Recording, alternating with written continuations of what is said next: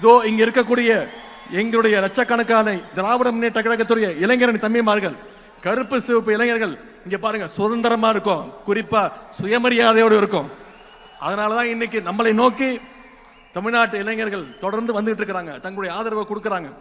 பாசிச சக்திகளிடமிருந்து தமிழ்நாட்டை காப்பாற்றுகின்ற ஆற்றல் திராவிட முன்னேற்ற கழகத்துக்கு மட்டும்தான் உண்டுன்னு இன்னைக்கு தமிழ்நாட்டு மக்கள் நிச்சயம் நம்புறாங்க. மக்களுக்கு அந்த நம்பிக்கையை வித்துட்டவர், அந்த நம்பிக்கையை பெற்றுள்ள தலைவர் நம்முடைய கழக தலைவர் அவர் இங்க வந்திருக்கிறாங்க. கழக தலைவர்கள் மீது மக்களுக்கு இருக்கக்கூடிய அந்த அசைக்க முடியாத நம்பிக்கை தான் பாசிச சக்திகளையும் அடிமை கூட்டத்தையும் அவங்களுடைய கண்களையும் உறுத்திக்கிட்டு இருக்கு. அதனாலதான் அமைதி பூங்காவா இருக்கக்கூடிய தமிழ்நாட்டில் எப்படியாவது நுழைஞ்சு ஏதாவது ஒரு கலவரத்தை செய்யலான்னு முயற்சி செஞ்சுக்கிட்டு இருக்கிறாங்க. அந்த பாசிச கலவர சக்திகளுக்கு தமிழ்நாட்டு மக்கள் சார்பாக இளைஞரின் தன்மைமார்கள் நாம அத்தனை பேர் சொல்லுவோம், we will never allow you, we are ready to face the consequences. நாங்கள் உங்களை நிச்சயம் தமிழ்நாட்டுக்குள்ள அனுமதிக்க மாட்டோம். அதனால் ஏற்படுகின்ற விளைவுகளை நிச்சயம் களத்தில் சந்திப்போம்.